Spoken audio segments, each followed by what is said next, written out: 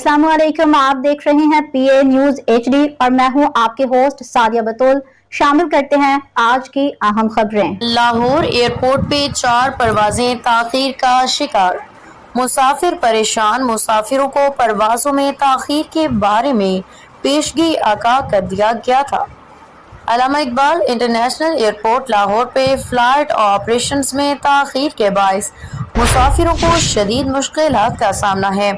ज़राए के मुताबिक निजी एयरलाइन की शाम 4 बजे लाहौर से कराची जाने वाली परवाज़ ताहाल रवाना नहीं हो सकी।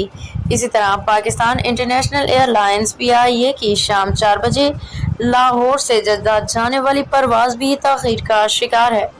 निजी एयरलाइन की शाम 5 बजे और शाम 7 बजे लाहौर से कराची के लिए शेड्यूल परवाजें भी अभी तक उड़ान नहीं भर सकी।